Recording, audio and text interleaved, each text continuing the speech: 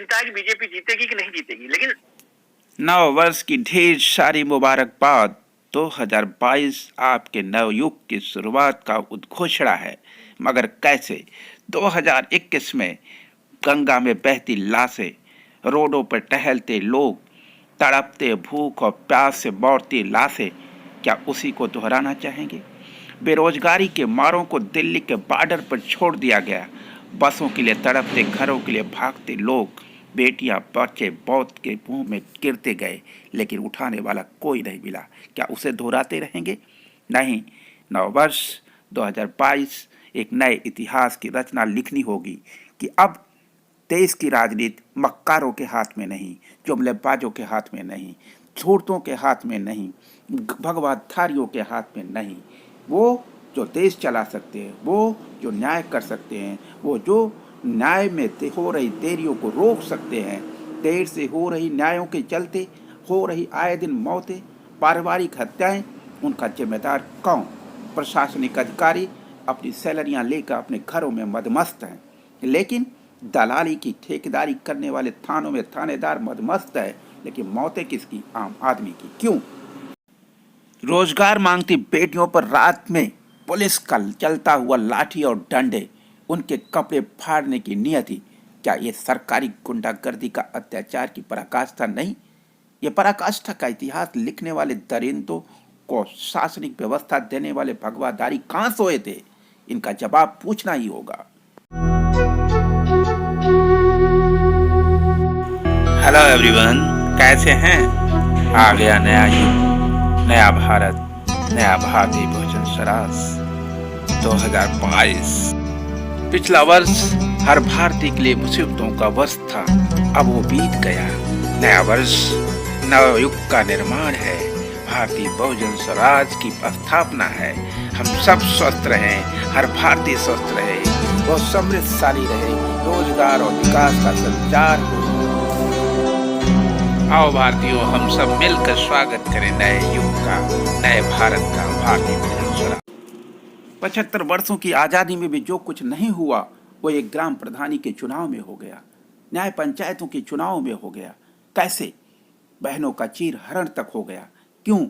ये भगवाधारी जो धर्म के रक्षक हैं, ये भगवाधारी जो संस्कारों के रक्षक हैं, वो भगवाधारी जो अध्यात्म के ज्ञाता हैं, वही लोग, वही भगवाधारी में राक्षस थे, दानव थे? यह बात कैसे पहचानी जाएगी? एक राक्षस, एक दानव भगवाधारी बनकर देश का पीएम भी बन सकता है क्या? और वह देश को लूट सकता है क्या? देश को लुटा सकता है क्या? इन प्रश्नों का उत्तर क्यों नहीं चाहिए? ड्यू इंटेंशन के साथ किसी की हत्या कर दी जाए तो उसकी सजा फांसी होती है, और बलात्कार किया जाए प्रताड़ना के साथ तो उसकी सजा फांसी होती है। लेकिन 700 लोगों की मौतें प्रताड़ना के साथ निश्चित उद्देश्य के साथ की जाए तो क्या उसकी सजा हो सकती है? इस पर बहस क्यों नहीं होती? मीडिया ट्रायल क्यों नहीं होता? कौन करेगा न्याय उन 700 किसानों की मौतों का? उस पर एफआईआर कौन लाज कराएगा? उनकी बहन बेटियों, उनके जो अनाथ हो गए, उनको मुआवजा कौन देगा? क्या उसी तरह से कौड़ियों के भाव उनकी जिंदगियों की कीमत लगाई जाएगी? उनके परिवार जिसका पति, पिता, पुत्र खोया गया, उस खोई हुई कीमत को कौड़ियों के भाव नीलाम किया जाएगा? उनकी अस्मिता को? नहीं, उनका न्याय होगा। अब सिर्फ न्याय होगा, अब सिर्फ न्याय होगा। भारतीय बहुजन स्वराज होगा। भारतीय बहुजन स्वराज की पराकाष्ठा धर्म, न्याय और सत्य की स्थापना से शुरू होगी।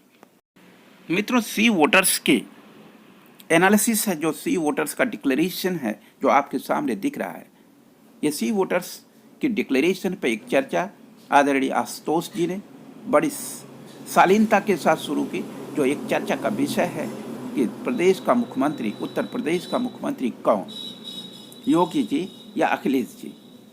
उसमें बहुत सारे पी शीतल जैसे अनुभवी, त्रिवेदी साहब जैसे अनुभवी और त्यागी साहब जैसे अनुभवी, ऋषि कुमार जैसे नौजवान भी शामिल हैं, और इनके सारे अनुभव हैं एनालिसिस के, जो अभी आप सुनेंगे। लेकिन इनकी एनालिसिस से पहले हम आपको बताना चाहेंगे इन एनालिसिस का आधार क्या है। हर व्यक्ति एक इंसान है और उसका सेंटिमेंट किसी न किसी पार्टी और आचरण से जुड़ा होता है। उसके संस्कार उसकी अभिव्यक्ति का कारण अवश्य बनते हैं। यह बात उसकी न्यायप्रियता उसका अभिव्यक्ति में आधार बनती है। इसी के आधार पर ये बातें जो आप सुनेंगे उसको एनालाइज करिए और उस सत्य को समझिए। उस सत्य जो बोला जा रहा है वो कितना सत्य है, जो सत्य की चारदीवारी में कैद न हो, जो सत्य की पराकाष्ठा पर स्थापित न हो सके, जो सत्य की बुनियाद की कीट न बन सके, वो सत्य कभी हो नहीं सकता।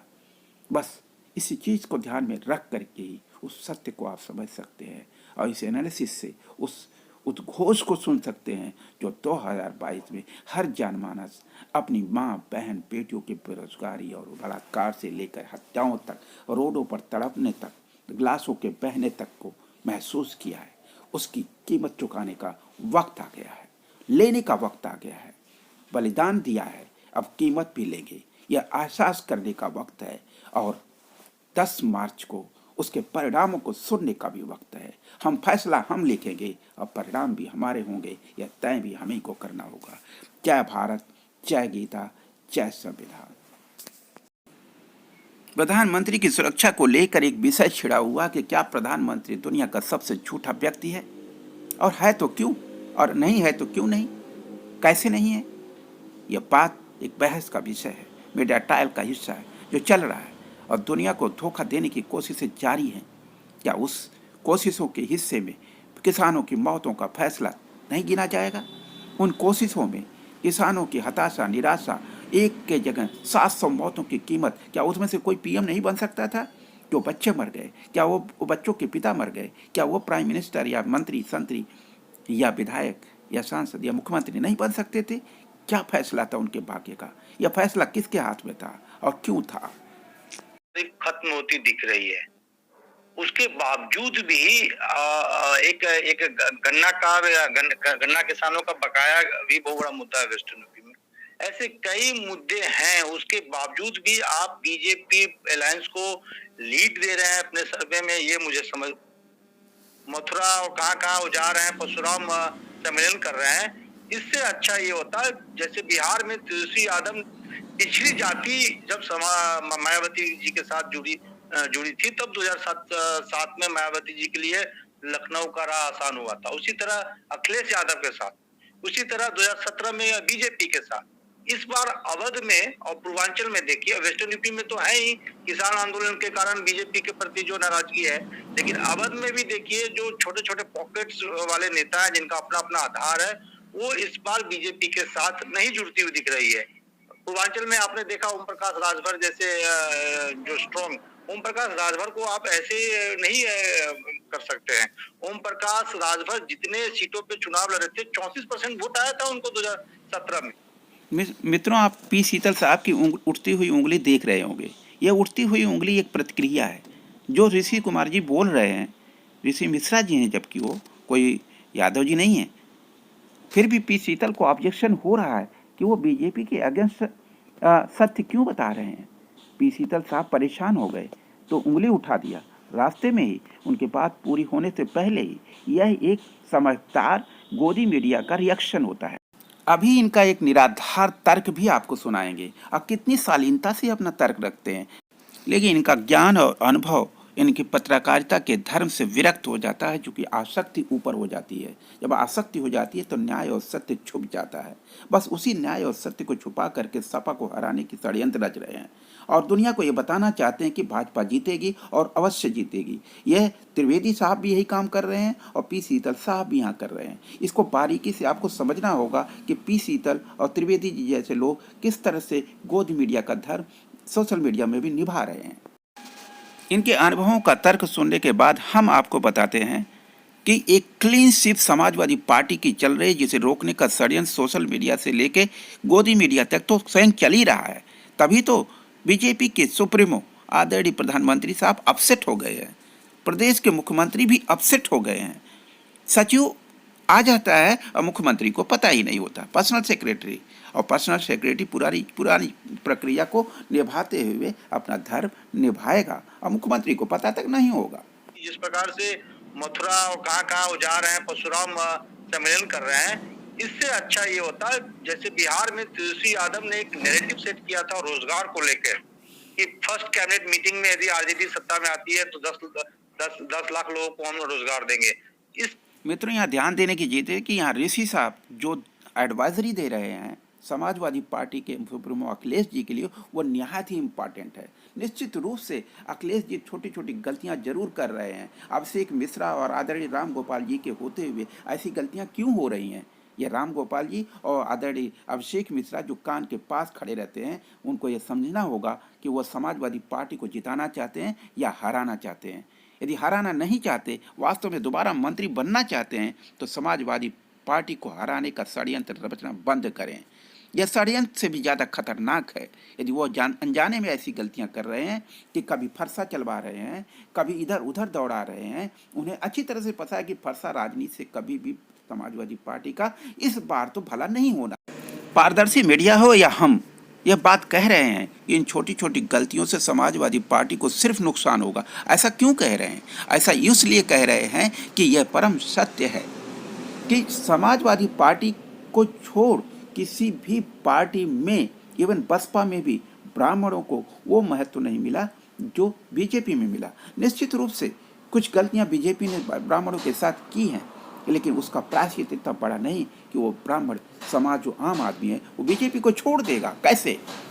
तमाम ब्राह्मणों को जिनको आपने चेयरमैन से लेकर न जाने कौन से डायरेक्टर तक की कुर्सियां दी है, वह अपने घरों के ऊपर, अपनी गाड़ियों के ऊपर समाजवादी पार्टी का झंडा तक लगाना पसंद नहीं करते। अपने नाते रिश्तेदारों से कहना भी पसंद नहीं करते कि वो समाजवादी पार्टी के सदस्य हैं, छुपाते हैं। ऐसा क्यों? फिर भी आप उनसे वोट चाहते हैं। उनके घर के ठीक पीछे वाले घर पे वोट आपको नहीं मिलता है समाजवादी पार्टी को, और उनको इस बात का कोई फिक्र नहीं होता कि उनके पड़ोसी उनके वोट दे रही हैं या नहीं दे रहे हैं उनकी पार्टी को। उनको सिर्फ इस बात से लेना होता है वो चेयरमैन समाजवादी पार्टी उनको बना रही है या नहीं बना रही है। ये तेजस्वी यादव 10 लाख लोगों को रोजगार देने की गारंटी दे सकते हैं, तो क्या समाजवादी पार्टी के पास ऐसी कोई कैलकुलेशन या मैथमेटिक्स नहीं है, कोई अनुभव नहीं है कि वो आने वाले 5 सालों में कितने लाख लोगों को रोजगार दे सकते हैं? उसकी उद्घोषणा समाजवादी पार्टी क्यों नहीं करती है? यह करना पड़ेगा, सोचना पड़ेगा, उसका समाधान निकालना पड़ेगा। यह है वो समाधान जो आपके विजय रथ को क्लीन स्वीप के रास्ते के पर इतिहास लिखवाएगा, जो 2024 क्या आने वाले सदियों में भी मिटा नहीं जा सकता। इस प्रकार का एक नैरेटिव गढ़ने की जरूरत है अखिलेश यादव को। आप बीजेपी के पिच पे जाके बीजेपी से कंपटीशन नहीं कर सकते हैं, और वो अखिलेश यादव को कौन ज्ञान दे रहा है, कौन एडवाइस दे रहा है, मुझे समझ से परे। इतनी बड़ी बेरोजगारी है, महंगाई है, क्या कहते हैं, हेल्थ का इश्यू है। इन इश्यू मुद्दों पे अखिलेश यादव को जरूर फोकस करना चाहिए था। आजमगढ़ सेंट्रल डिस्ट्रिक्ट से मात्र 2 किलोमीटर के अंदर धनकपुर भारमलपुर एक गांव छोटा सा है, कुम्हारों का गांव। ना ही तो कुम्हारों को मिलने वाली मिट्टी मिली, ना ही उन्हें कोई पट्टा दिया गया, ना ही पट्टे का कोई रिव्यू किया गया। कुम्हार बेरोजगारी से त्रस्त हैं, महंगाई से त्रस्त हैं। ऐसे हालात में कुम्हारों को बोर्ड बना करके क्या उन्हें जिंदगी भर मरने के लिए मौत का सलवा दे दिया गया?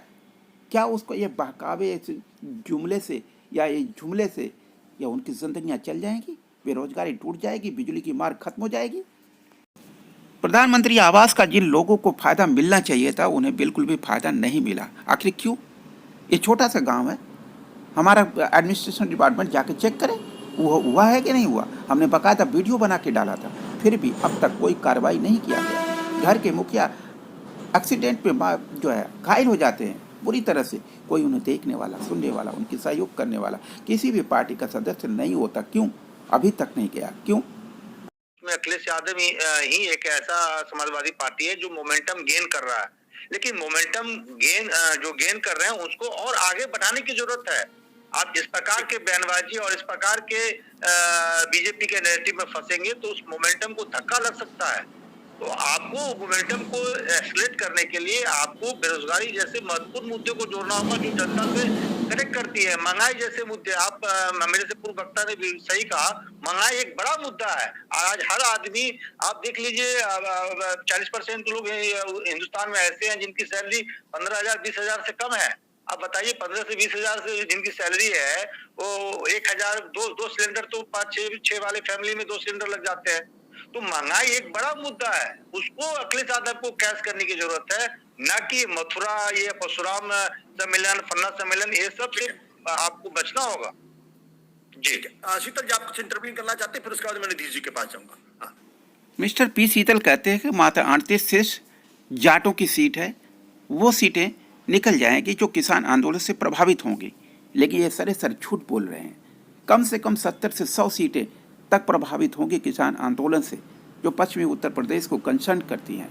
लेकिन यह जो कुम्हारों का दृश्य दिखाई दे रहा है पीछे, इस दृश्य से प्रभावित पूर्वांचल का दृश्य क्या शीतल जी को समझ में आता है, जो बड़े अनुभवी बनते हैं? शीतल जी। हाँ, मैं एक्चुअली दो बातों पर मुझे लगा कि उसमें इंटरवीन करना चाहिए। देखिए, पश्चिमी उत्तर प्रदेश से हमारी समझ बार बार में बहुत गलत हो जाती है। ज्यादातर दिल्ली से या उधर से करने पर नहीं लोग समझ। इस आंदोलन में जो किसान आंदोलन में लोग शामिल थे वो मूलतः जाट लोग शामिल थे। उत्तर प्रदेश में जाट कॉन्स्टिट्यूएंसीज कुल 38 है, 38 403 में से। एक बात तो ये जान लीजिए। तो जो ये किसान आंदोलन है वो सहारनपुर मंडल में अच्छा लड़ रहा है, वहां वो जीतेगा। सहारनपुर मंडल में किसान आंदोलन की वजह से जो ये गठजोड़ है वो जीत जाएगा, लेकिन बगल में मेरठ मंडल आते ही हार जाएगा। पी शीतल साहब के 38 सीटों को समझाने का स्टाइल आपने देखा? इनका एक कॉन्फिडेंस, ये कॉन्ट्रैक्ट का इंटेंशन बोल रहा है। उन्होंने जो अटैचमेंट उनके दिमाग में चल रहा है उसका इंटेंशन बोल रहा है। ये सत्य नहीं है, सत्य कुछ और है। सत्य क्या है? सत्य जो आपको पीछे लाइन में लगे हुए ट्रेनों के जनरल में भटकने के लिए एक दूसरे की गोद, एक दूसरे के सर पर पैर रख कर चलने के लिए बाध्य होते हैं, यह वो सत्य है। यह सत्य का दर्द सिर्फ ये आम आदमी महसूस कर सकता है। पी शीतल जैसे, त्रिवेदी जी जैसे लोग नहीं महसूस करते। पी शीतल साहब बड़ी बारीकी से कहते हैं कि दिल्ली वालों की समझ ठीक नहीं है। जब भी हम दिल्ली वालों का ओपिनियन लेते हैं तो थोड़ा सा ये जो है मेरठ जोन के एरिया का डिफरेंस आ जाता है। इनके कहने का ये इंटेंशन है। लेकिन मैं पी शीतल साहब को बताना चाहता हूँ और प्रदेश की पूरी जनता को बताना चाहता हूँ, उसी मेरठ के अंदर पूरी भाजपा का सफाया होने जा रहा है। वहाँ पर और भी जातियाँ रहती हैं, सिर्फ बनिया और ठाकुर नहीं रहते हैं, मुसलमान भी रहता है। यह धूर्तता, यह मक्कारी अब बंद होनी चाहिए। उठो भारतीयों, जागो भारतीयों, और बता दो कि हम समझते हैं कि हमें तुम मूर्ख नहीं बना सकते। तुम ट्रेनें बेच रहे हो, तुम बसें बेच रहे हो, तुम हवाई जहाज बेच रहे हो। ये क्यों बेच रहे हो? जिन हवाई जहाज़ों पर हम आम लोगों को, चप्पल वालों को उड़ाने की बात तुमने कहा था, वो वादे कहाँ गए तुम्हारे? हमें जेलों में क्यों भेज दिया? हमें मौतों के हवाले क्यों कर दिया रोडों पर? हमें हमारी लाशों को नंगा गंगा में बहवा दिया तुमने क्यों? हमारी बहन बेटियों को गंगा में लाशों के ऊपर से कफन भी छीन लिया तुमने क्यों? इसका जवाब चाहिए। हम साबित करेंगे अपने वोट्स की ताकत से। मैं एक एक जिलावार जानता हूं उत्तर प्रदेश को, तो मैं इसलिए बता रहा हूं कि पश्चिमी उत्तर प्रदेश में आपकी करीब 145 सीट हो जाती है अगर हम उत्तर प्रदेश में 40 सीटें हैं, और 176 आपकी बन जाती है पूर्वांचल में। फिर अवध में 49 है और बुंदेलखंड में 19। बुंदेलखंड में मैं रहा हूँ 11 साल झांसी में, मैं रोज बात कर रहा हूँ। 2 सीटें हैं गरौठा और एक माठ, उसके अलावा कहीं लड़ाई में नहीं है। 19 में से सारी जीती थी बीजेपी। और फिर बारीकी से 125 को 145 और 35% को 21% कहने वाला पी शीतल साहब यह भूल जाता है कि कैलकुलेशन औरों को भी आती है। जो सुन रहे होते हैं उन्हें भी गणित थोड़ी सी पड़ा जरूर होती है, इसलिए वो कैलकुलेशन करना जानते हैं। अनफॉर्चुनेट है लेकिन ये रियलिटी है। सिर्फ पूर्वी उत्तर प्रदेश जीत में बदलने के लिए जो काम करना चाहिए कि उनको चाहिए था, उत्तर प्रदेश में क्या है, 20% के आसपास सवर्ण है और 19% 20% मुसलमान भी है। ये दोनों तो इकट्ठे हैं अपनी अपनी जगह पर, यहाँ से बेस स्ट्रक्चर बनता है। पी शीतल को इस सत्य माने तो फॉरवर्डों का जो वोट परसेंटेज है और मुसलमानों का जो वोट परसेंटेज है, दोनों लगभग बराबर है। यदि ये इक्वल हो गए तो उसके बाद यादवों का 20% वोट, तो यानी 40% वोट हो जाता है। 40% को यही पी शीतल आगे आप सुनेंगे कहता है कि अभी 23% हुआ। ये 23% की जो चालाकी है, ये डिमोरलाइजेशन है। अखिलेश के साथ एक प्लस यादव उनकी जाति का है, उसमें हम 70-75% उनको दे देते हैं और मुसलमानों में भी 70-75 उनको दे देते हैं, तो करीब 23% से अखिलेश अपना लड़ाई शुरू कर रहे हैं। इसके बाद पी शीतल साहब ये बार बार इग्नोर करने की कोशिश कर रहे हैं कि मायावती सिर्फ ब्राह्मणों की वोट से नहीं जीती थी, सिर्फ और सिर्फ ओबीसी के कन्वर्जन से शुरू। बिना ओबीसी के सपोर्ट के कोई भी सत्ता में आज तक काबिज नहीं हुआ, चाहे वो बीजेपी हो या मायावती हो या अखिलेश हो। इस बार जो पिछली बार ओबीसी का वोट बीजेपी के साथ अटैच हो गया था, वो वोट अब दोबारा अखिलेश जी के साथ जुड़ गया। यदि वो अखिलेश जी के साथ जुड़ गया, जो 39% करीब है, वो 39% में से यदि 25% वोट भी अखिलेश जी के साथ जुड़ता है, तो एक क्लीन स्वीप का वो इतिहास लिखा जाएगा, जिसको षडाक्षरों में महसूस किया जाएगा और जिसे रिपीट करना शायद नामुमकिन होगा। और अगली सदियों में इसे बार बार रिपीट करने की कोशिशें जारी रहेंगी, क्योंकि यह समाजवाद की, ये बहुजन स्वराज की, विकास की यात्रा का एक अमिट चिन्ह स्थापित करेगा। यह जीत नहीं, यह विकास की यात्रा होगी, यह स्वराज की यात्रा होगी, भारत को न्याय दिलाने की, न्यायिक स्वराज की यात्रा होगी। जो एकदम दलित जिसे हम जाटव कहते हैं, वो मायावती को देगा, इस बार भी दे रहा है, चाहे जितने के बावजूद 13-14%, 12% जो आ रहा है, वो इसीलिए उसके हम साथ हैं कि 12 से 15 के बीच कहीं रहेंगे। तो ये वोट उनको मिल जाएगा, तो वो भी अखिलेश को नहीं मिल रहा है। इसके बाद अखिलेश के पास सिर्फ एक ही कॉन्स्टिट्यूएंसी है, 29% नॉन यादव ओबीसी की। इसमें अगर वो काम नहीं करेंगे और परशुराम का फरसा लेके घूमेंगे, जो घूम रहे हैं, तो वो 33-34 से आगे नहीं बढ़ पा रहे। ठीक है पी शीतल साहब की बातें, लेकिन इनको ये समझ में नहीं आ रहा है कि 39% का जो कम से कम 30%, 25% वोट है, वो सपा के साथ यदि जुड़ता है तो सिर्फ और सिर्फ क्लीन स्वीप होगी। लेकिन हाँ, अखिलेश जी को थोड़ा अपने एटीट्यूड और एक्शन और स्टेटमेंट दोनों में तीनों में परिवर्तन करना होगा।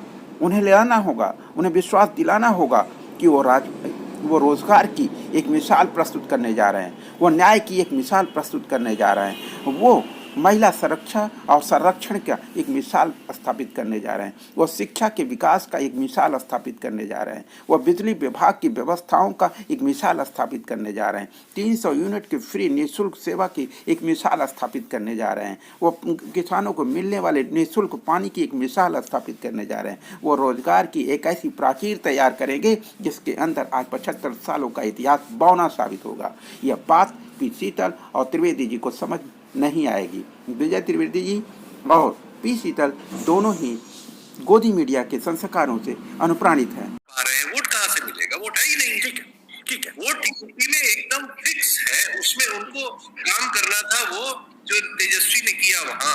यहाँ बहुत सारे लोग सोच रहे थे कि वो ये काम करने जा रहे हैं, लेकिन अभी बिल्कुल नजर आ रहा है कि वो सोच रहे हैं कि ब्राह्मण उनके साथ आ जाएगा, इस पे वो काम कर रहे हैं। ये समझ से परे है कि क्यों ऐसा गलती कर रहे हैं जो तेजस्वी ने नहीं की थी।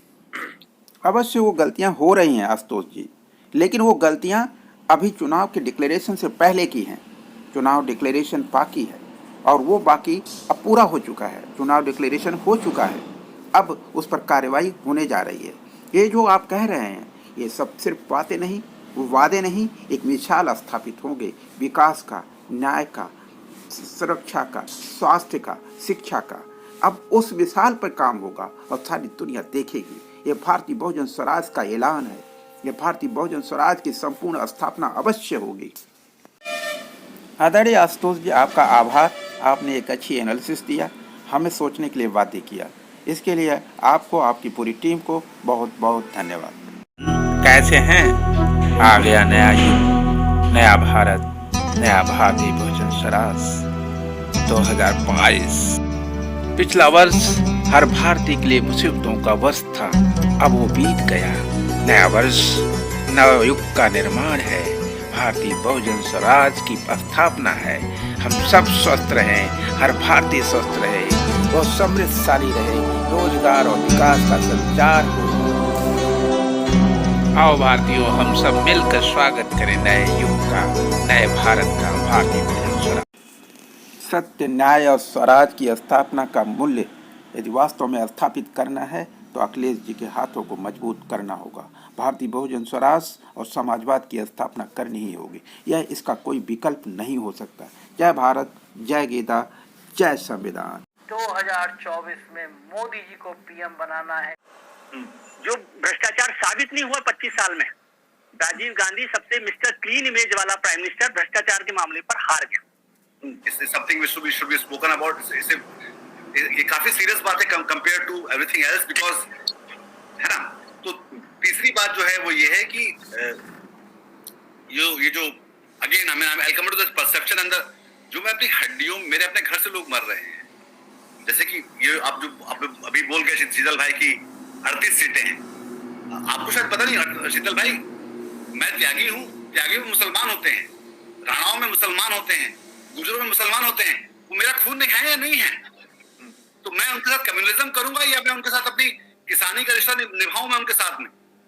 तो ये एक तीसरी बुनियादी बात है कि जो किसान होता है अल्टीमेटली उसका ईमान दीन जो होता है वो जमीन होती है, वो धर्म एक दो बार ऐसा हो सकता है कि वो प्ले आउट कर सके उसको, पर हमेशा नहीं कर सकते इसको ऐसा। ठीक है, ठीक है निधि जी। प्रशांत जी, बहुत अच्छे दिन आ गए, अच्छे दिन ही का था ना, और वाजपेयी, अटल बिहारी वाजपेयी, लाल कृष्ण आडवाणी, प्रमोद महाजन, वेंकैया नायडू जैसे इंडिया शाइनिंग इतने बड़े बड़े लोग थे और सामने कोई नहीं था, टीना फैक्टर था पूरी तरीके से, लेकिन बीजेपी हार गई। लेकिन इंडिया शाइनिंग को रिजेक्ट कर दिया था। मैं आपको एक किस्सा छोटा सा टेम्पलेट नहीं था, आशुतोष जी, एक लाइन में जोड़ देता हूँ। इंडिया साइनिंग को बैक करने के लिए त्रिवेदी जी कितने उतावले हो गए कि अटल जी ने यह कह दिया था कि इंडिया साइनिंग का खेल कामयाब नहीं हो रहा। क्या इससे कह देने से क्या परसेप्शन खत्म हो जाता है? कितना मूर्ख बनाते हैं ये लोग, बहुत समझदार हैं ये लोग। ये बहुजनों तुम्हें समझना होगा, या तुम्हारे साथ धोखा हो रहा है, तुम्हें मूर्ख बनाने की कोशिश हो रही है। वाजपेयी जी के साथ मैं ट्रैवल कर रहा था और वाजपेयी जी ने 2004 के चुनाव में कहा था, प्रचार के दौरान मुझे कहा था, और भी लोग थे, 2-3 लोग, हम उनके फ्लाइट में थे, उन्होंने कहा कि ये इंडिया शाइनिंग का जो नैरेटिव है वो मुझे चलता हुआ नहीं दिखा। ठीक है, देखिए मैं शुरू से ये मानता हूँ अखिलेश फाइट में है और अखिलेश चुनाव जीत भी सकते हैं और अच्छे ढंग से जीत सकते हैं यदि वो जनता से जुड़े हुए मुद्दों को आगे, क्योंकि चुनाव में अभी समय है। और निधि जी ने एक महत्वपूर्ण बात उन्होंने कही जिसको थोड़ा सा डिकोड करने की जरूरत है आशुतोष जी। ट्रस्ट डिफिशिएंट लखनऊ और दिल्ली के बीच है। अभी 5 दिन या 6 दिन पहले चीफ सेक्रेटरी का अपॉइंटमेंट हुआ, चीफ सेक्रेटरी साहब खुद उन्होंने कहा मुझे जानकारी नहीं थी कि मैं उत्तर प्रदेश का चीफ सेक्रेटरी बनने जा रहा हूँ। यानी राज्य के एक चीफ सेक्रेटरी का अपॉइंटमेंट होता है और मुख्यमंत्री को मालूम नहीं होता है, तो ट्रस्ट डिफिशिएंट है। बीजेपी चाहती है कि लखनऊ का ताज बचे, लेकिन एक आदमी का ताज नहीं बचे, उसमें भी खेला वेला चल रहा है। इस बात को समझने की जरूरत है, इस खेला वेला में क्या समीकरण बैठता है। और उसका दूसरा काउंटर पॉइंट ये आशुतोष जी, टेनी साहब का, योगी जी चाहते हैं टेनी साहब जाए, इस बात से जितने भी वरिष्ठ हमारे हैं वो सहमत होंगे, लेकिन कौन वो व्यक्ति? अमित शाह जी दिल्ली में है, मैं नाम भी कह देता हूँ कि वो नहीं चाहते टेनी साहब जाए। तो ये गतिरोध बीजेपी के अंदर भी चल रही है कि सब पंजाब के साथ चले जाती है तो समीकरण कुछ और हो जाएंगे, और 70 सीटों पे कम से कम ऐसे समीकरण प्रभावित करते हैं। तो मोमेंटम बनाए हुए, मोमेंटम को एसिलेट करने की जरूरत है, और ये तब कर पाएंगे जब जनता से जुड़े हुए मुद्दे को जनता के बीच लेके जाए। ठीक है।